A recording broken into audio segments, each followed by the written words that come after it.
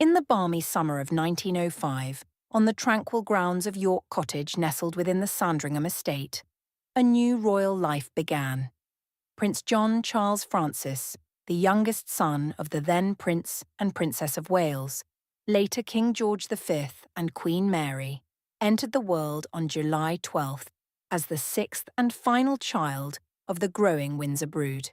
His arrival was met with customary joy, though behind closed doors there may have been a flicker of apprehension, for history had not been kind to royals named John. The name itself was considered a poor omen within British royal circles, ever since the disastrous reign of King John in the 13th century. A monarch so reviled that no subsequent king dared adopt the name. Yet in those early days, little Prince John, affectionately called Johnny by his family and nursery staff, appeared to be a robust and cheerful child. Family letters and memoirs recall a merry, mischievous boy, often the ringleader of pranks in the nursery, and with a penchant for cheeky remarks that left even his stern grandmother, Queen Alexandra, momentarily softened. One oft-repeated anecdote tells of how, after witnessing his mother embrace his father following a hunting trip, the impish child declared, "She kissed Papa, ugly old man," much to everyone's amusement. King George V, though a disciplinarian by nature, doted on his youngest child. In fact, he privately confessed to President Theodore Roosevelt that while all his children were obedient, John was the exception, and he could never quite bring himself to scold the boy. Queen Mary, known for her composure and attention to detail, oversaw her son's upbringing with characteristic care, ensuring his education and etiquette matched those of his siblings. Photographs from the period depict a bright-eyed boy with an engaging, open face, often clutching a toy soldier or perched beside one of the many royal family pets. But as the years passed, cracks began to show in this idyllic image. While his siblings thrived, Prince Edward, Prince Albert, later George VI, Princess Mary, Prince Henry, and Prince George displaying the expected signs of healthy, intelligent young royals, John's development fell noticeably behind. By the age of 4, it became difficult to dismiss the differences. He was slower to speak, struggled to follow instructions, and occasionally stared vacantly, caught in moments of strange, unplaceable detachment. Royal physicians, always attuned to even the slightest irregularity in the bloodline, were quick to notice. While John was described as winsome and affectionate, reports to Queen Mary noted that he was also painfully slow. In an era when medical understanding of neurological conditions was rudimentary at best, such terms masked what modern eyes might now recognize as signs of autism or an intellectual disability. Medical texts of the time used vague and often cruel classifications like simple-minded or feeble-minded, and any deviation from the expected path of royal development was viewed not only as a personal tragedy but as a potential scandal. In 1909, tragedy struck. At just 4 years old, Prince John suffered his first grand mal epileptic seizure. It would have been a terrifying sight, a convulsing, unresponsive child in an age without effective treatment or understanding of epilepsy. The condition, then cloaked in stigma and superstition, was whispered about in high society as a mark of inherited weakness, or worse, divine punishment. For the House of Windsor, which relied upon the illusion of invincibility and physical perfection, this was a terrifying prospect. Physicians, adhering to the discreet protocols of the era, made discreet predictions. The child might not live to adulthood, and if he did, it would be a life shadowed by ill health, unsuitability for public life, and the quiet removal from the royal stage. There were no state-of-the-art neurological specialists, no diagnoses of autism spectrum disorder, and no concept of inclusive care. The most progressive families might make arrangements for their afflicted members in the countryside. Others locked them away in asylums. For royalty, the stakes were higher. The British monarchy's strength rested not only in its constitutional role, but in the imagery it presented to the public: flawless, unassailable, and untroubled by mortal frailties. Behind the heavy drapes of Sandringham House and Buckingham Palace, concern quickly hardened into quiet containment. Queen Mary, a woman of duty and decorum, found herself torn between maternal affection and the ruthless demands of monarchy. Family diaries and correspondence reveal that while she loved her son, she also feared the damage his condition could do to the crown's reputation. In those years, Edwardian society's understanding of mental and neurological disorders was rooted in ignorance and deep prejudice. Any weakness in the bloodline was whispered about as hereditary taint. The notion of an heir or a prince with a developmental disability posed a dangerous threat to the legitimacy of the monarchy itself. It was not simply a private sorrow, it was a public liability. As King George V and Queen Mary ascended the British throne in 1910, the country beheld a royal family carefully curated for the public eye, a dynasty meant to embody Edwardian values of duty, dignity, and unassailable health. But within the gilded walls of Buckingham Palace and Sandringham House, a quiet, growing anxiety took hold. Prince John, the king's youngest son, had begun to slip away from the carefully orchestrated tableau. The first major rupture came in 1911, during the lavish preparations for the coronation of George V. While the nation prepared for a spectacle of imperial grandeur, one name was conspicuously missing from the official plans: Prince John.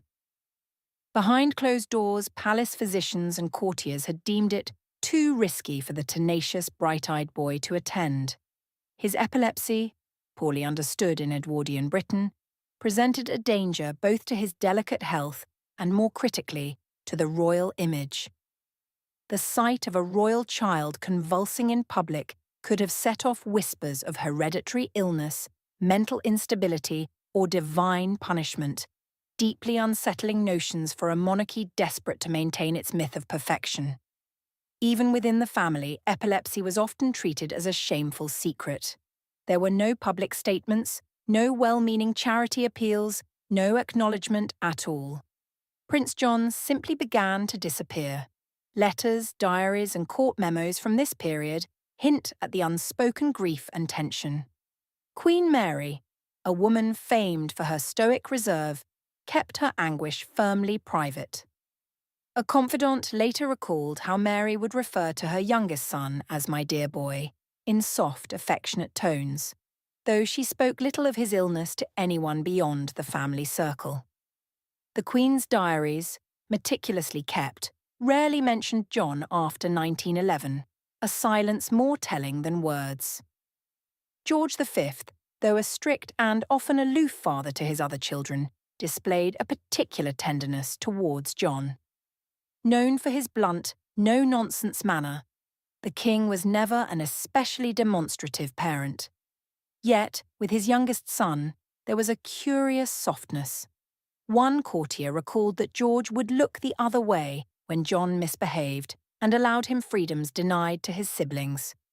It was said within the household that the king could not bring himself to punish a boy who faced such daily torment from his own body. As John's seizures worsened, his formal education suffered. Tutors reported that while the prince remained spirited, often curious about the world, his capacity for structured learning was increasingly limited. He struggled with reading and writing, frequently losing concentration.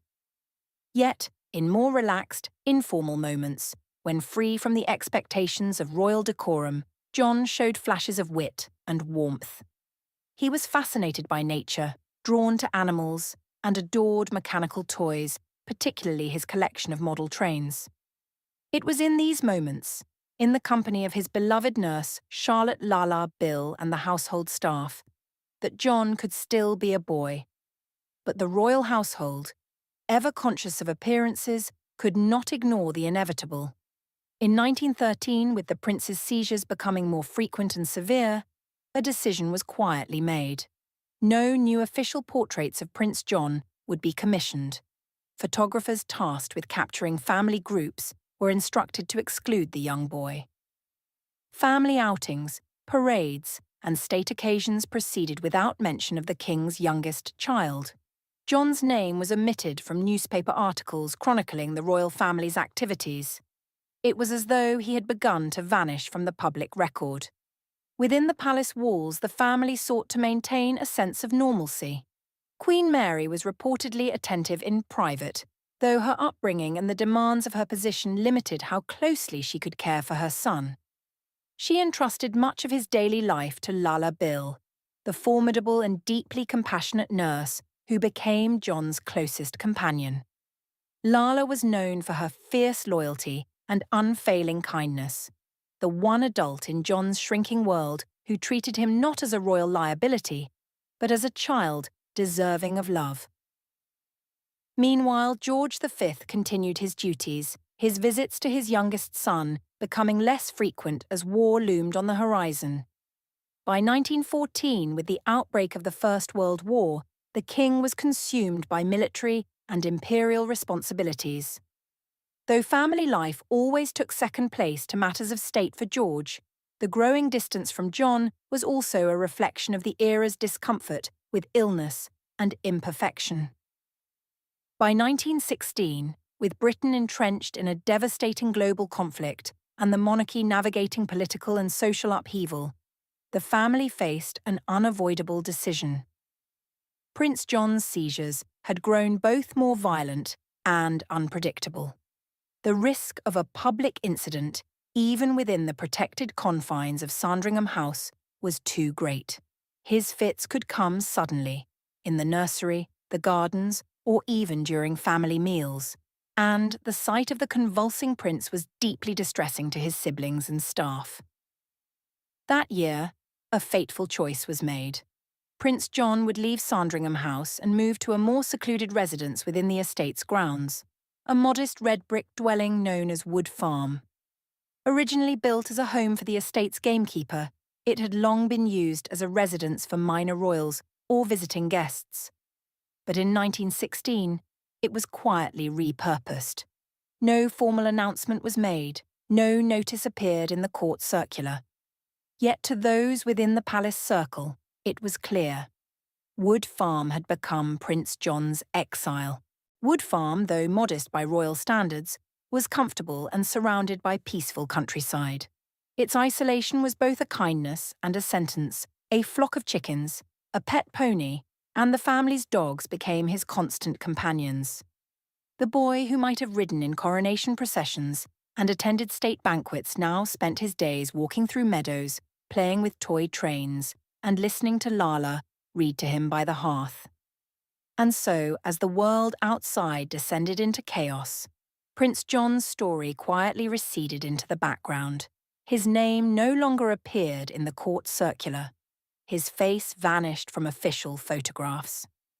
In Wood Farm, the young prince, now a slender, wiry boy of 11, would spend his remaining years sequestered from the prying eyes of both society and his own family. Within the family, John was spoken of delicately, his absence explained with vague references to fragile health and needing the country air. His household at Wood Farm was small but carefully appointed. At its centre was the indomitable Charlotte Lala Bill, John's governess, nurse, and most devoted protector. A woman of unwavering loyalty, Lala had cared for the young prince since his earliest days and had followed him into seclusion without hesitation. She ran Wood Farm with gentle authority, ensuring that, though isolated, John's life was as comfortable and stimulating as possible. She read him stories, tended his cuts and bruises, and devised small adventures to distract him from the relentless unpredictability of his illness. Alongside Lala, there was a devoted tutor, a steady-handed coachman, a kindly cook, and a pair of discreet maids. The staff was carefully selected for their discretion as much as their skill. Wood Farm was not merely a home, but a carefully managed secret.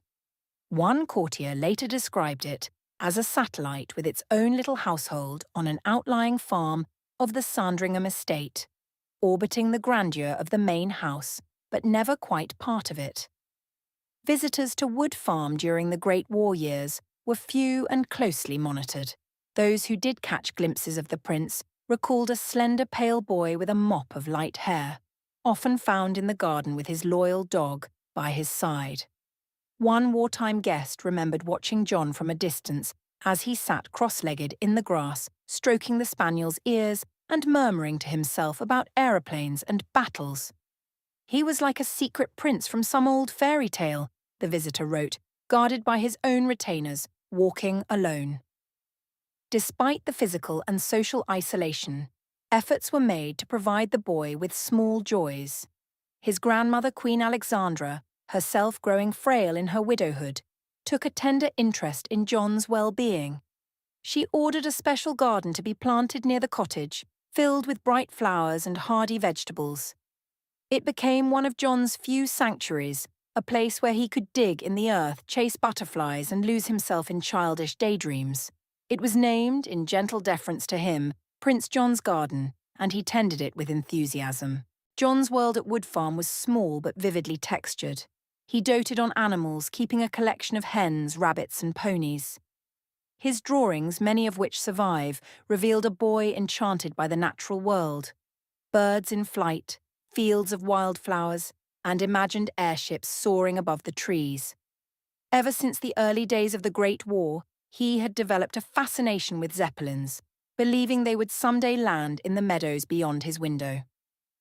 Lala encouraged these harmless fantasies, often helping him construct elaborate models from bits of string and paper. Yet beneath this pastoral idyll lurked the reality of his illness. The seizures remained severe, sometimes striking with little warning. There were whispered accounts, likely exaggerated by local gossips, of John being tethered by a short leash to Lala's wrist on difficult days to prevent him from wandering or falling during a fit. Though no official record confirms this, royal letters hint at the ever-present anxiety over his safety. Even routine carriage rides to London or visits to Queen Alexandra's house were undertaken in strict secrecy, the carriage windows tightly curtained to shield John should a seizure strike in transit. As the months passed, the sense of isolation deepened. By the end of 1917, the prince who had once tumbled through the bustling nursery at Buckingham Palace now lived almost entirely alone. His siblings, now teenagers and young adults, were consumed by war duties and royal obligations. The court circular remained silent on his existence. Rumours circulated in Norfolk villages about the hidden boy at the farm, though few ever caught more than a fleeting glimpse of him through the trees. Queen Alexandra, increasingly heartbroken by his solitude, urged the family to arrange companions for John. Letters from her during these years reveal a mixture of affection and sorrow. In one, she lamented, "Poor Johnny longs for a companion. I fear his world grows too quiet." In response, Queen Mary discreetly arranged for local children to visit Wood Farm. It was a careful, managed operation, the children selected for their health and discretion, sworn to secrecy by their parents. Among them was a bright, cheerful girl named Winifred Thomas, the daughter of a local tradesman who had been sent to the countryside for the sake of her own delicate health. She quickly became one of John's favourite companions. Together they chased chickens, played hide-and-seek in the garden, and made up stories about imaginary kingdoms. It was, by all accounts, the closest John came to experiencing the rough-and-tumble camaraderie of schoolboy life. Yet even these small joys were tempered by caution. The risk of a seizure hung over every game, and Lala never let John stray too far. On bad days, when his fits left him exhausted and frightened, the household would fall into a hushed, sombre mood. Lala would sit by his bedside, reading from The Water Babies or The Railway Children, while his dog curled at his feet. Wood Farm was a sanctuary, but it was also a cage, a place of gentle comforts and suffocating seclusion. For Prince John, It became the entire world. A small corner of Norfolk where he could be neither prince nor patient, only a boy chasing butterflies beneath a sky of drifting clouds. Throughout Prince John's short and troubled life, one constant presence remained by his side. A woman who became his lifeline, his protector, and his steadfast companion. Charlotte Lala Bill, a gentle yet formidable woman, was far more than just a governess to the frail prince. She was the only mother he truly knew, the one who understood him and cared for him in ways that his royal parents could not or would not. Lala Bill's bond with John began long before the prince's seclusion at Wood Farm. In fact, when John was just an infant, Lala had already established a reputation for her kindness and attentiveness. She was entrusted with the care of all the York children, the future King George VI, Princess Mary, Princess Alice and their siblings. But it was John who had become her singular responsibility. Even as a young child, John was marked by his fragility, and it was Lala who first recognized the boy's peculiarities. She had been with the royal family long enough to see the signs: the slower growth, the odd hesitations, the strange spells that no one quite understood. It was not long before Lala's quiet affection and devotion toward the young prince became apparent. Her gentle, nurturing presence in the nursery was something that set her apart. Even as she cared for the other York children, she seemed to develop an almost intuitive understanding of John's needs, a sensitivity that would become even more crucial as the years wore on. In the early days of John's life, Lala's role had been to nurse him through ordinary childhood illnesses. But as John grew older, the challenges became more pronounced. By 1916, when the decision was made to remove John from the public eye entirely and send him to the remote retreat of Wood Farm, it was Lala who was asked to accompany him and stay by his side. Queen Mary and King George V, increasingly overwhelmed by the responsibilities of their reign, entrusted John's day-to-day care entirely to Lala, a decision that was as much a matter of necessity as it was one of deep trust. It was in the quiet, secluded world of Wood Farm that Lala's influence would truly shine. No longer just a governess, Lala became the prince's constant companion, caregiver, and protector. Life at Wood Farm was a delicate balance of routine and crisis. The staff at the farmhouse, including the tutor, the coachman, and the kitchen maid, were all part of the bubble that kept John shielded from the outside world. And it was Lala who kept everything from unravelling. She had become not just his governess, but his de facto mother. Lala's dedication was unwavering. She understood John in ways few others did. His epilepsy had grown more severe over the years, and each episode left him more vulnerable, more fragile. Yet to Lala, the boy was always her charge. She was his anchor, his safe harbour in a storm of illness and isolation. During the long, painful seizures, she was the one who held him close, offering the only comfort she could provide as his body shook uncontrollably. One account described how Lala held him tightly while he was shaking, her soothing voice whispering words of comfort, as though trying to ground him amid the chaos of his body. When the seizures subsided, she would nurse him back to health, her tireless devotion evident in the smallest of details, from bringing him his milk to soaking his brow with cool cloths to relieve his fevered temperature.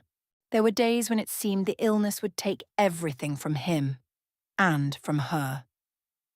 In Lala's diary letters, written in those quiet moments when she was able to find some respite, there are traces of the exhaustion she must have felt, but no complaint, only concern for John.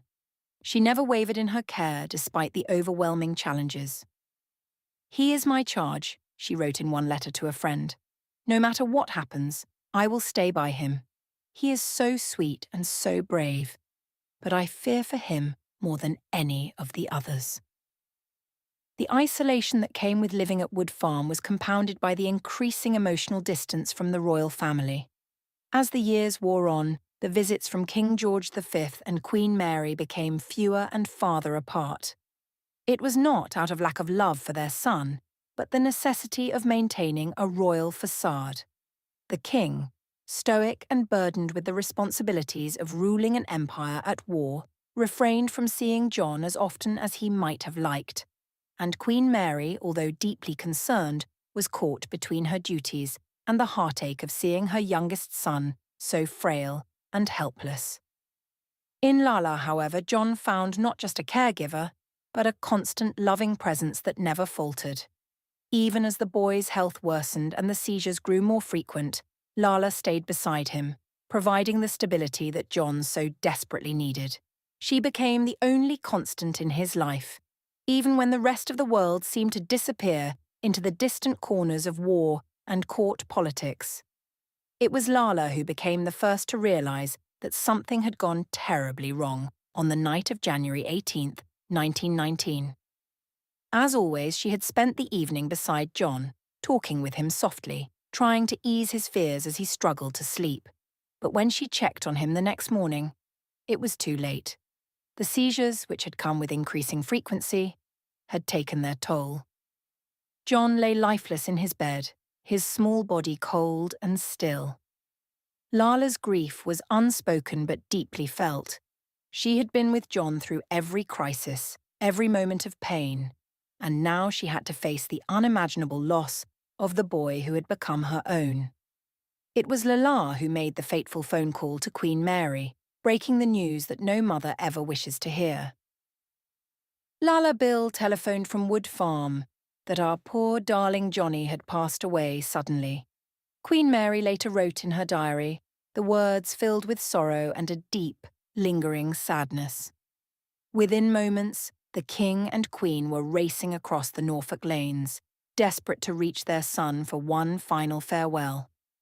They arrived at Wood Farm to find Lala, standing by the bedside of the boy she had loved and cared for, with tears in her eyes. In the moments that followed, Lala's role as the silent guardian of Prince John was forever sealed. She had given everything to him, her time, her energy, and her love. And when it mattered most, she had been the one to ensure that he was not forgotten, that his passing was not hidden from those who needed to mourn him. Though her name was not as widely known as that of the royal family, it is clear that without Lala Bill, Prince John would have lived an even more isolated, forgotten life. Lala was not just his governess. She was his heart, his protector, and his silent guardian. And for that, she deserves to be remembered as much as the prince himself. Royal reactions, siblings, and parents.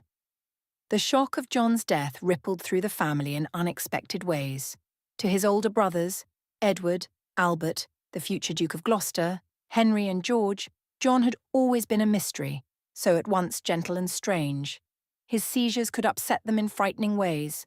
Lala admitted later that, "We dare not let him be with his brothers and sister because it upsets them so much with the attacks getting so bad." Yet memories of John in happier times remain. When Edward and his brother Bertie came to visit at Wood Farm, Edward once fashioned John a wooden cart and they both disappeared from view joyfully, rolling together across the fields. Even Princess Mary, the only girl, loved to romp with her baby brother. Indeed, the New York Times obituary observed that John was the favourite brother of Princess Mary, who loved to romp with him. In private, the royal parents were devastated. Queen Mary, always discreet, poured her grief into her diary. Her entries after John's death are unbearably poignant. On hearing the news, she wrote, "A great shock, though, for the poor little boy's restless soul. Death came as a great relief. It was at once heartbreaking and compassionate. Mary knew how cruel life had been to her boy. She broke down when she saw him, very resigned but heartbroken, lying peacefully in his bed." In the days that followed, Mary confided to friends how grateful she was that John has been spared much suffering, describing his passing as "no pain, no struggle, just peace for the poor little troubled spirit." King George, too, was sorrowful. He later called John's death the greatest mercy possible, acknowledging that this gentle prince had long been very ill. Not everyone understood their sorrow. The oldest sibling, Prince Edward, handled the tragedy with astonishing callousness. A private letter he wrote to Queen Mary shortly after the funeral was blunt and cold. He termed John more of an animal than anything else, and said his death was little more than a regrettable nuisance. Realizing the cruelty of his words, Edward begged his mother's forgiveness, apologizing that no one could know how little poor Johnny meant to me who hardly knew him. It was a shameful lapse, one the Queen remembered with silent pain. In contrast, the presence of Sandringham villagers at the funeral. Every single person on the estate, standing around the gates, flowers covering the humble grave, comforted the grieving parents.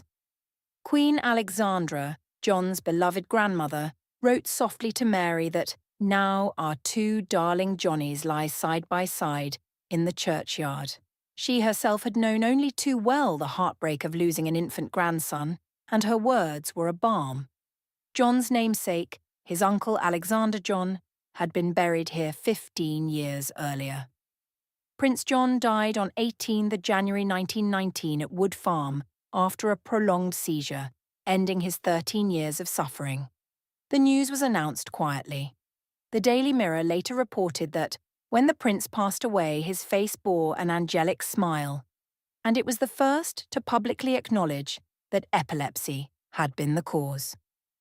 On 21st January, a simple funeral was held at St. Mary Magdalene Church in the Sandringham grounds. Only family and estate staff were present, filling the small church with sorrow. Queen Mary noted that the service was awfully sad and touching, and she personally thanked each of John's loyal servants. Even in that grief, Mary showed tenderness. She spent the morning of the funeral signing copies of her young son's favourite books, inscribing them in memory of our dear little prince, and later gave them to John's friend Winifred Thomas. She also gifted John's slate chalkboard to the daughter of a Sandringham gamekeeper, a humble token for the hard-working people who had cared for her son. These gestures spoke louder than any obituary. A plainly engraved tombstone now marks Prince John's grave, bearing only his name and dates and nothing more. In the years after, the royal couple seldom mentioned John in public, but they kept his photographs, letters, and these personal mementos close to their hearts. Queen Mary's very last diary entry mentioning John was simple and mournful. "Miss the dear child very much indeed.